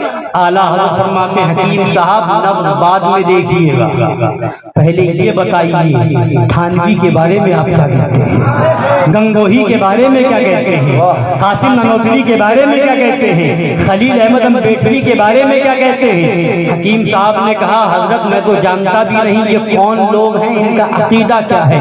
اعلیٰ حضرت فرماتے ہیں نہیں جانتے ہیں تو آپ ان کو پہلے حسام الحرمین کتاب دی جائے۔ حکیم صاحب یہ حسام الحرمین کتاب کتاب ہے، اس پر حرمین شریفین مکہ معظمہ اور مدینہ طیبہ کے علماء نے اپنا یہ شریعت کا حکم صادر فرمایا، اس کو جا کر کے پڑھیے۔ اب حکیم صاحب رات میں کتاب لے کر کے پڑھ رہے ہیں، آئے تھے اعلیٰ حضرت کا علاج کرنے کے لیے، اعلیٰ حضرت ان کا علاج کر رہے ہیں۔ جی جی جی کیا کہنے، واہ واہ واہ۔ اب پڑھتے گئے صبح حاضر ہوئے اور عرض کیا کہ حضرت یہ تھانوی، یہ گنگوہی، یہ امبیڈوی، یہ نانوتوی، یہ وہابیوں دیوبندیوں کے مولوی، یہ سب تو ایسے کافر ہیں کہ جو ان کے کفر میں اور ان کے جہنمی ہونے میں شک کرے گا وہ بھی کافر ہو جائے گا۔ واہ واہ واہ، بے شک بے شک۔ سرکار اعلیٰ حضرت فرماتے ہیں الحمدللہ اب آپ میرا ہاتھ دیکھ سکتے ہیں۔ سبحان اللہ۔ یہ ہے میرے اعلیٰ حضرت۔ ذرا سی بات میں بہانہ بناتے ہیں، مجبوری تھی، ایسا معاملہ تھا ویسا معاملہ تھا، یہاں بہانہ بنا لو گے، وہاں کون کس کا بہانہ چلے گا؟ قیامت کے دن کس کا بہانہ چلے گا؟ خدا کی بارگاہ میں کون بہانہ بنائے گا؟ لہذا ان وہابیوں سے بھی بچیں، ان دیوبندیوں سے بھی بچیں، اور دعوت اسلامی کہلانے والوں سے بھی بچیں۔ پاکستانی تنظیم ہے کانپور کے اندر، ان پاکستانی تنظیم دعوت اسلامی والوں کے جو چندے کا غلق ہوتا ہے، ڈبہ ہوتا ہے، کئی دکانوں پہ رکھا ہوا تھا، پولیس والوں نے چھاپا مارا ہے کہ یہ پاکستان تمہارا چندہ کیوں بھیج رہے ہو؟ یہ تحریک تنظیم تو پاکستان کی ہے، تمہارا ڈونیشن تمہارا چندہ پاکستان کیوں جا رہا ہے؟ جی جی جی۔ لہذا کئی دکان والے پکڑے گئے۔ اگر چاہتے ہو کہ پولیس کی مار سے بچ جاؤ اور کل قبر میں فرشتوں کی مار سے بچ جاؤ تو ایسے لوگوں سے اپنا تعلق ختم کر لو، اسی میں بھلائی ہے۔ بے شک۔ اب ایک اور فتنہ، اپنے آپ کو بریلوی کہہ کر کے، رضوی کہلا کر کے ایک مولوی نکلا ہے جس کا نام مولوی تطہیر ہے۔ جی اب دو چار باتیں سنتے جائیے، فتنہ موجودہ اس لیے بتانا اپنی ذمہ داری سمجھ رہا ہوں۔ دیکھیے یہ کتاب کا نام ہے، فوٹو کاپی میں لے کے آیا ہوں، کتاب جس کو دیکھنا تسلی چاہیے تو کتاب بھی دیکھ سکتا ہے، یہاں ہے کتاب، یہاں یہ کتاب موجود ہے، نہ ہو تو سناوت میں تو ہے ہی۔ کتاب کا نام ہے ذکر خدا اور امام احمد رضا۔ کتاب کا نام کیا ہے؟ ذکر خدا امام، ذکر خدا اور امام احمد رضا۔ اب کتاب کا نام کوئی پڑھے گا لیبل ذکر خدا اور امام احمد رضا، اور نام کے آگے نام لکھا گا کہ لکھنے والے کے نام کے آگے رضوی بھی ہے، بریلوی بھی ہے، تو بولیے لوگوں کو یقین ہو جائے گا نا کہ سنی ہوگا، اعلیٰ حضرت کا ماننے والا ہوگا، بولیے۔ مگر اندر کیا ہے؟ اگر اعلیٰ حضرت والا ہوگا تو اندر اعلیٰ حضرت جیسی بات ہوتی، مگر اندر کیا کیا ہے؟ دو چار باتیں جلدی جلدی سن لیجیے۔ لکھتا ہے صفحہ نمبر 94، میں دیکھ رہا ہوں کہ جب سے مزارات کو چھونے، چومنے اور سجدے کرنے کا رواج بڑھا، تب سے وہاں حاضری دینے والوں میں غیر مسلموں کی تعداد بڑھتی جا رہی ہے۔ معاذ اللہ۔ اب یہاں پر غور کیجیے، پہلے تو یہ غور کریں آپ کہ تین چیزوں کو گنائیں۔ جب سے مزارات کو چھونے، چومنے اور سجدے کرنے کا رواج ہے، تین چیزیں۔ بیان کا انداز ایسا ہے جیسے معلوم ہوتا ہے تینوں چیزیں ایک طرح کا جرم، ایک طرح سے گنا رہا ہے، چھونے، چومنے، سجدہ کرنا۔ کہاں چومنا اور کہاں سجدہ کرنا؟ جی سمجھ رہے ہیں؟ چومنا اور سجدہ کرنا کتنا فرق ہے؟ چومنے کے بارے میں اعلیٰ حضرت، ابھی میں سناتا ہوں آپ کو، سرکار اعلیٰ حضرت رضی اللہ تعالیٰ عنہ کی کتاب ہے فتاوی رضویہ شریف، جلد نمبر 9 ہے، اس کی فوٹو کاپی میرے پاس موجود ہے۔ فرماتے ہیں چومنے کے تعلق سے کہ یہ مزار کو چومنا اکابر صحابہ رضی اللہ تعالی عنہم سے ثابت ہے۔ کس سے ثابت ہے؟ اکابر صحابہ سے، صحابہ بھی نہیں، اکابر صحابہ، بڑے بڑے صحابہ، ان سے ثابت ہے۔ کیا چومنا اور سجدہ کرنے کے بارے میں اعلیٰ حضرت کی خود کتاب موجود ہے کہ سجدہ کرنا مزار پر حرام، چومنا صحابہ سے ثابت، یعنی صحابہ کی سنت، اور سجدہ کرنا حرام۔ ایک طرف سنت صحابہ دوسری طرف حرام، اور دونوں کو ملا کر کے اور چھونے کو بھی ملا دیا اسی میں کہ چھونا، چومنا، سجدہ کرنا، تینوں کو ایک ساتھ ملا دیا۔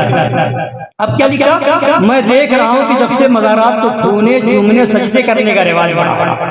جملہ دیکھیے، میں دیکھ رہا ہوں کہ ان سب کا رواج جب سے بڑھا، یعنی کہنے کا اس کے مطلب صاف ہوا کہ دیکھ رہا ہوں جب سے رواج بڑھا، یعنی رواج ابھی بڑھا ہے۔ یہ تو مطلب ہوا کہ میں دیکھ رہا ہوں جب سے رواج بڑھا ہے، یعنی اس کے کہنے کا مطلب یہ کہ پہلے رواج نہیں تھا۔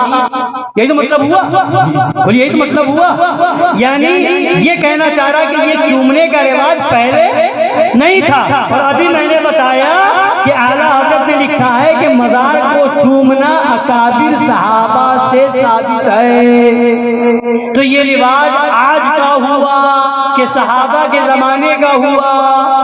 بولیے، اگر جب سے رواج ہوا تب سے وہاں حاضری دینے والوں میں غیر مسلموں کی تعداد بڑھتی جا رہی ہے۔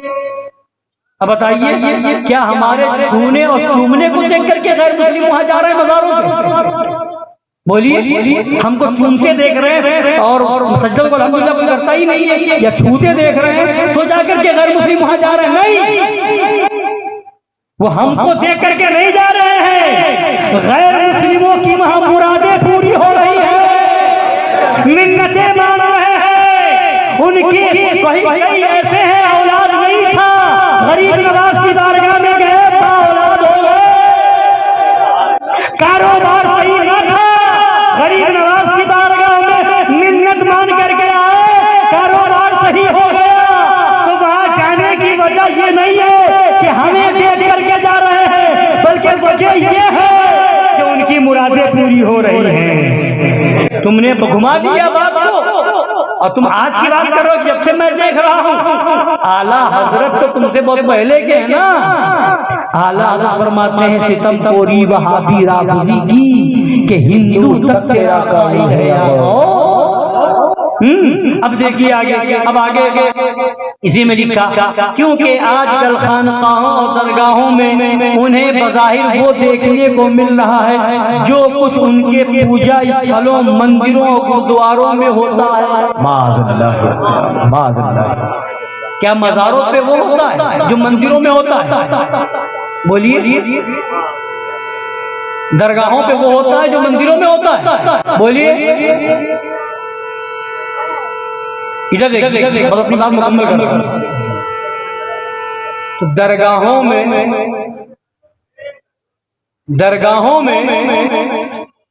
مندروں میں تو کفر ہو رہا، مندروں میں تو شرک ہو رہا، کیا درگاہوں اور مزاروں پر بھی کفر اور شرک کا کام ہو رہا؟ بولیے، ایسا ہے؟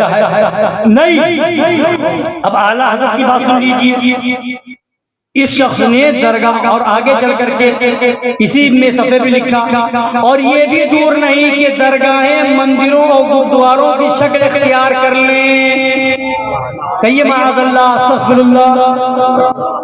کیا لکھا کہ یہ بھی دور نہیں کہ درگاہیں مندروں گردواروں کی شکل اختیار کر لیں۔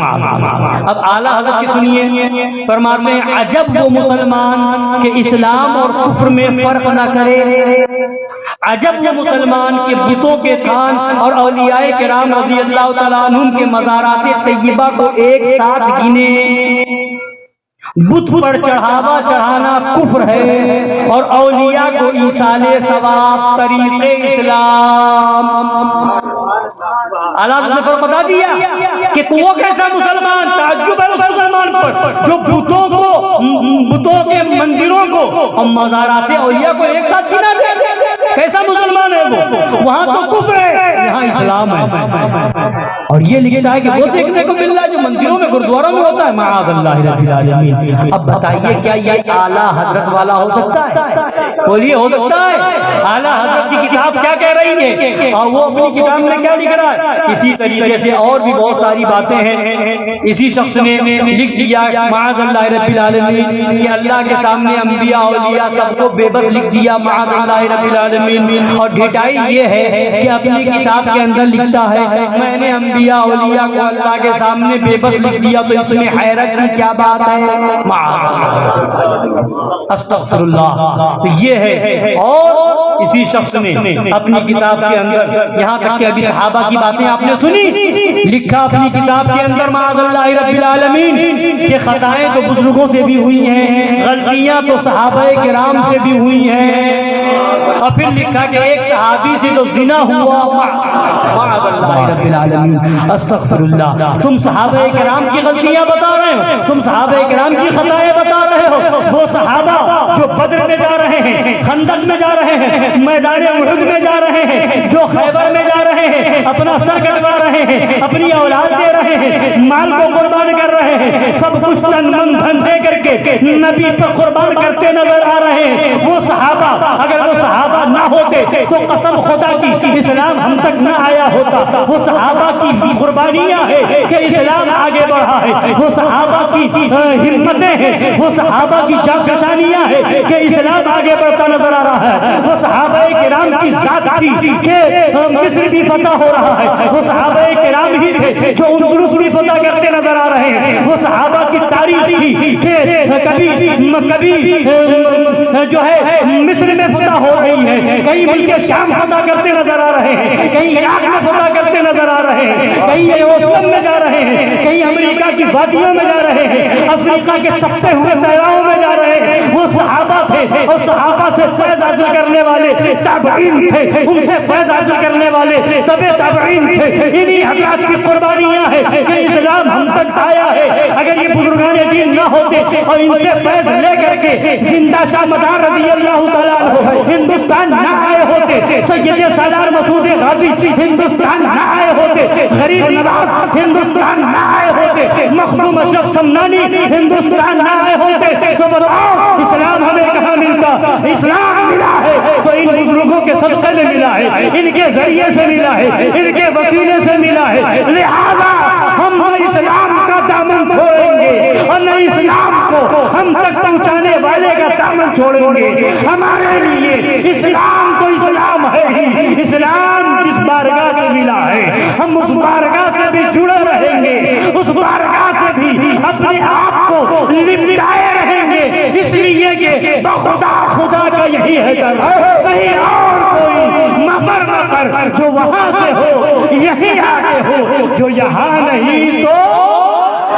لہذا تکبیر, اللہ اکبر, رسالہ, یا رسول اللہ, میلاد النبی, زندہ آباد, اعلی حضرت, زندہ آباد, اعلی حضرت, زندہ آباد, اولیاء اکرام, زندہ آباد, صحابہ اکرام, زندہ آباد. رضوی عام کریں گے, فتاوی رضوی عام کریں گے, سنیت کا کام کریں. تکبیر, اللہ اکبر, رسالہ. یا رسول لہذا اللہ. کہنے کا خاص مقصد یہ ہے کہ یہ نئی نئی جماعتیں ہیں, ان کے چکر میں نہ پڑیں, اپنے بزرگوں سے اپنا رشتہ جوڑے رہیں. جو بزرگوں کی تاریخیں پڑھیں, جو غریب نواز کا مسلک تھا وہ ہمارا مسلک ہے, جو غوث اعظم کا مسلک تھا وہ ہمارا مسلک ہے, جو صابر پاک وارث پاک کا مسلک تھا وہ ہمارا مسلک ہے, جو بزرگان دین کا اہل بیت کا صحابہ کا مسلک تھا وہ ہمارا مسلک ہے.